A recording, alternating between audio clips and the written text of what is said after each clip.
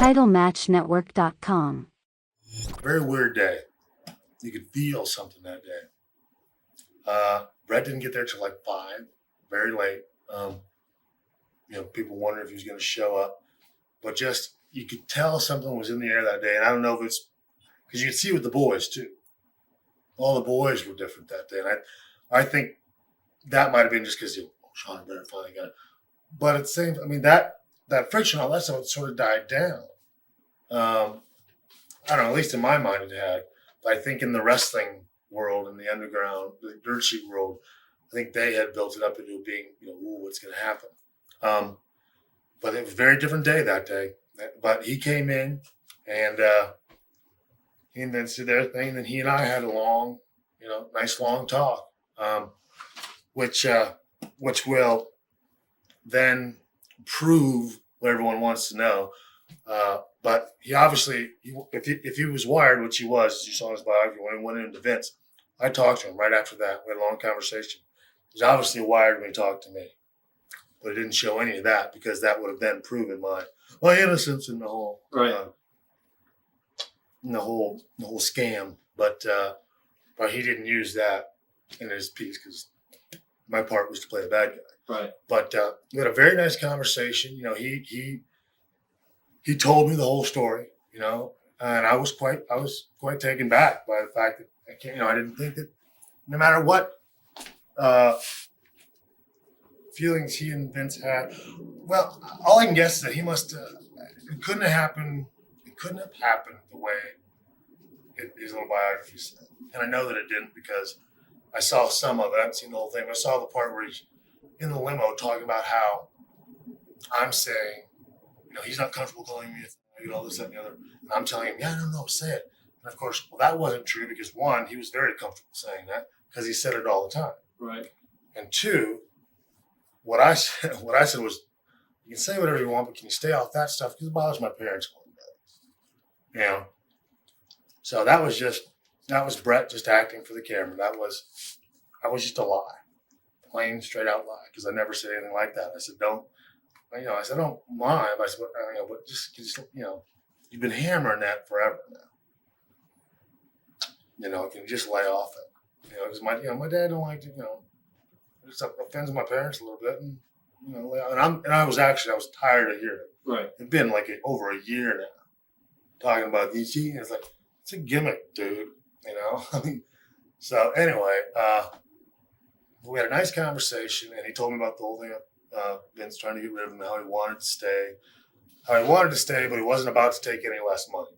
So obviously he didn't want to stay that bad. Right. And that was the thing with Bret is that Bret would not in a million years would admit to in any way of being maybe not fair or, taking himself or things a little too serious. But he did realize that, that he had overreacted somewhat to a lot of the things that had gone on and that I hadn't said anything bad about him except that one comment. And that he felt that, he let the office work him up into a frenzy, into a shoot, so to speak. And that he realized that, the WrestleMania, 13, that he realized, no one had said to me I was supposed to put, Bret over because it was never asked. Because I guess apparently Vince, I think it finally come clean with him. I think because Bret was using that for a long time. Will you let him do this? And I think Vince finally said, look, I never asked him like that. That's why, that's why I had no problem taking time off because I didn't ask him. Because I didn't know that was one WrestleMania where Vince didn't know what the hell he was doing. He didn't have any idea where to go. Because he knew the only match was really me and Bret, but he didn't want to go that way because he didn't want to put the belt back on Bret. And he knew that if he went into that match and didn't do that, Bret would have really went off. Right. So anyway, but still, we had a nice conversation, started talking about the match, got all that taken care of. Did Vince ever call you the Wednesday before and ask you if you get pinned by Bret? Yeah. Okay. Yeah. I was a heel. I didn't have a problem, Because he went to Bret. He called Bret up. I don't know if you're aware of this. Vince called Bret and said that he kind of refused to get pinned.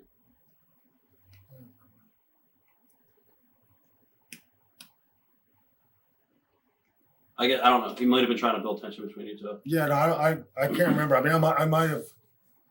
I'm trying to remember. I'm trying to remember if that's when he told me. I don't know if it was the Wednesday, Tuesday, whatever. Right. I mean, I remember him calling, talking about the match. Oh, I know what it was. He was saying that because no, he did. Yeah, he did tell me. He did say that Brett's leaving, and then he did ask. Fuck, no, I'm not doing it if he's leaving. Right. There's no way. So no, you're correct. I did refuse because he was leaving. I said I'm not. I said what? I said you want me to do that? I said you really want me to do that? I'll do it. I said if you want me to put over a guy that's going to go to WCW, I'll do that. You know. I said, but if you're asking me, do I think I should do it? No, I think it's fucking stupid. He wanted me to. He wanted to hear me say no. That's when I started finally realizing what he was looking for, and he wanted me to say no so he could go back to Brett and say no, so that he could use that against Brett to say, look, we need to have a finisher. But I remember saying, fuck no, we're not going to, because Hunter was on the phone. Both Hunter and I were on the phone. Right. And they saying, fuck no, that's fucking stupid. He goes, well, Brett doesn't want to do this, that, and I said, all right, fine. I said, if you want, and that's because I knew if I said it like that, he's going to go, well, no, I'm not going to do that. But I said, you want me to put over a guy from WCW, I'll do it. I said, but it's fucking stupid, So we get there, and then it's a different story because then we get to the show, and it's a different story. Then it's a DQ, and because if I remember correctly, it was supposed to be just that show, and then he was leaving. But now it's going to be this show. Then he's coming out on Raw, I think, and relinquishing the belt. Or right. Like that. Wasn't there plans of anything getting the? Yeah, they were going to get the belt maybe in a 4-way in Springfield, maybe a month later. Me? Yeah. I don't know if it was 4-way or winner, but if he was going to do that, right. Yeah. Okay. But I mean, there was never because this whole thing about me getting the match as a result of the Hell in a Cell match. This was the first time that the world title was coming to me that I wasn't one of those things where they said you're going to get the belt with this. You know what I mean? Right. He was just what had happened was Brett was a heel, but then we turned heel and we just sort of passed him up. Because I don't think there was ever any intention of putting the belt back on me when we formed DX.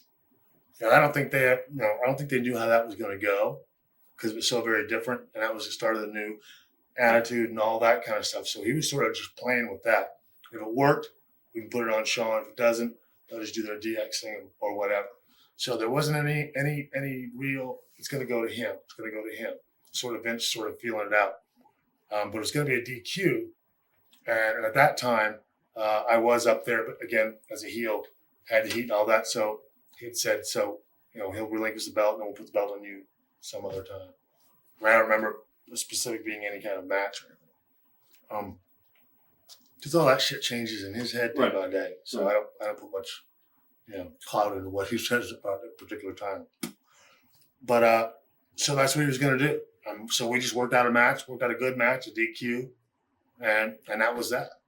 And it was Brett's spot actually, which again is, if you go back and look at the whole thing, and especially after I see his documentary and how he just didn't want to do it, for him to get beat or for them to say he got beat with his own move, right, is very ironic, very symbolic of what went on.